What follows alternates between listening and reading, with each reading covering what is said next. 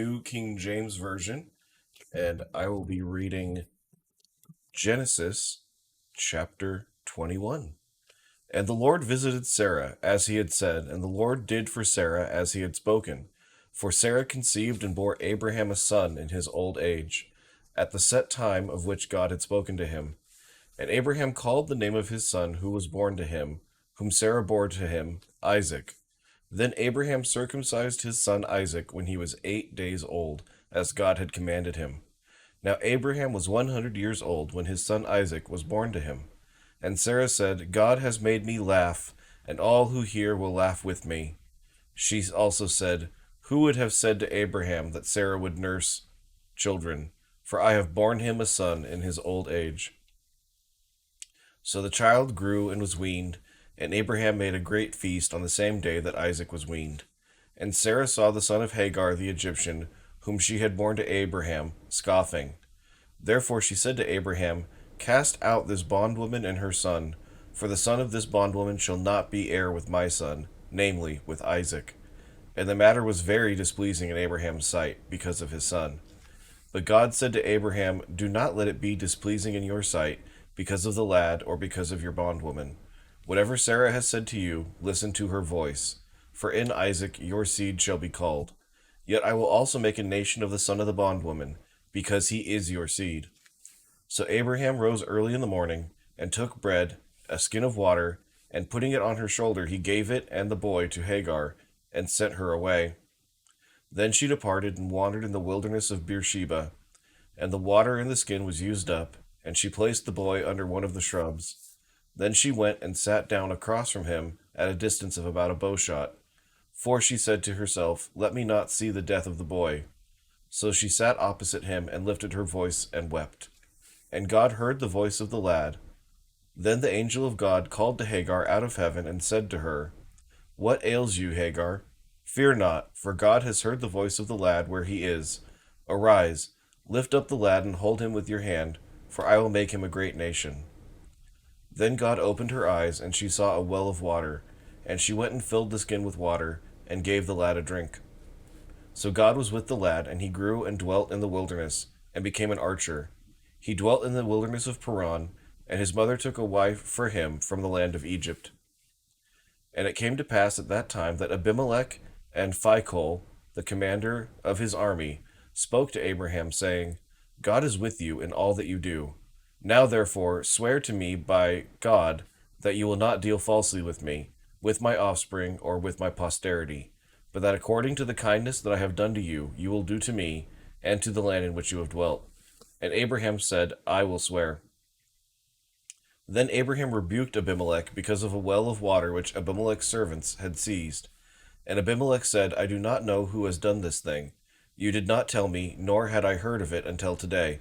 So Abraham took sheep and oxen and gave them to Abimelech, and the two of them made a covenant. And Abraham set 7 ewe lambs of the flock by themselves. Then Abimelech asked Abraham, What is the meaning of these 7 ewe lambs which you have set by themselves? And he said, You will take these 7 ewe lambs from my hand, that they may be my witness that I have dug this well. Therefore he called that place Beersheba, because the two of them swore an oath there. Thus they made a covenant at Beersheba. So Abimelech rose with Phicol, the commander of his army, and they returned to the land of the Philistines.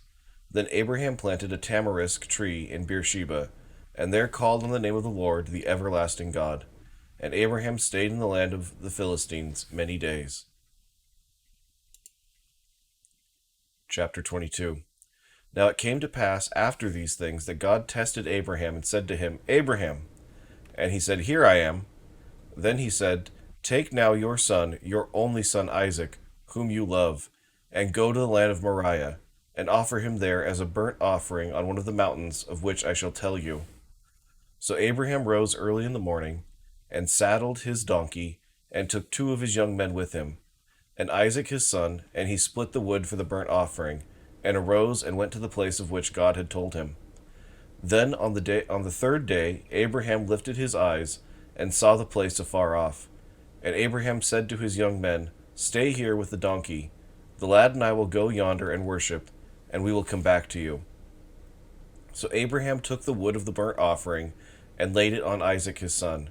And he took the fire in his hand and a knife, and the two of them went together. But Isaac spoke to Abraham his father and said, My father. And he said, Here I am, my son. Then he said, Look, the fire and the wood, but where is the lamb for a burnt offering? And Abraham said, My son, God will provide for himself the lamb for a burnt offering. But the two of them went together. Then they came to the place of which God had told him. And Abraham built an altar there, and placed the wood in order. And he bound Isaac his son, and laid him on the altar, upon the wood. And Abraham stretched out his hand, and took the knife to slay his son. But the angel of the Lord called to him from heaven, and said, Abraham, Abraham. So he said, Here I am. And he said, Do not lay your hand on the lad, or do anything to him.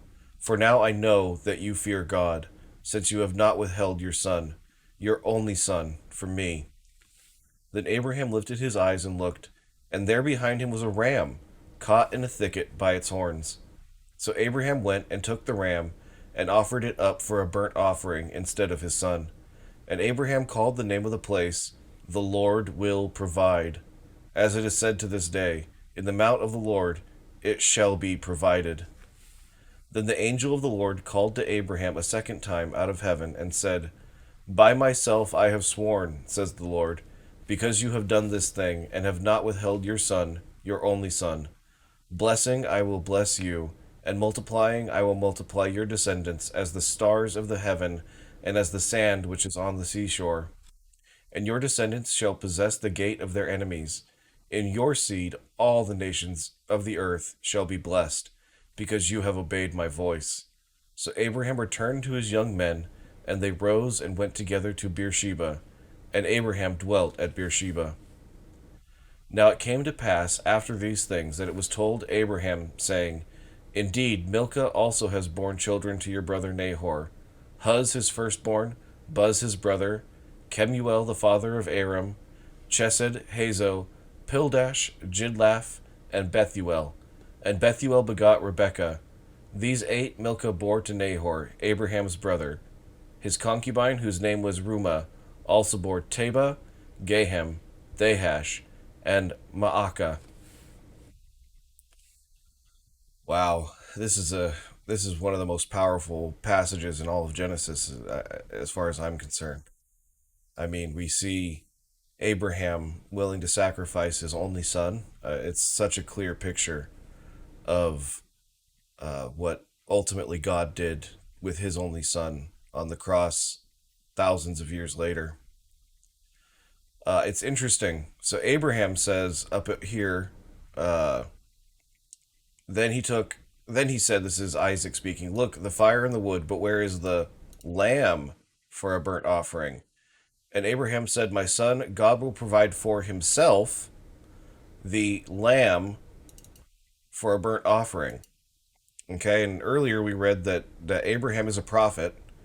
Not that everything he says is prophetic, but I find it interesting that he said that a lamb will be provided, and then, we come down here and we see instead of a lamb, it's a ram that was provided here.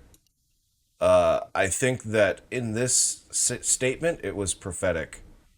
All right, because it says, uh,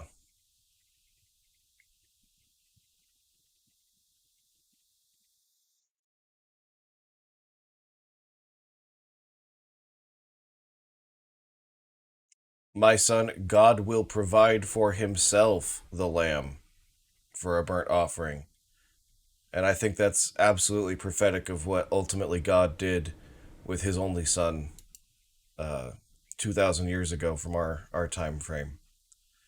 It's just such a beautiful passage, and we're so incredibly blessed that God would love us enough to do that. All right, so we're going to go read about that lamb and about what he did, and we're going to be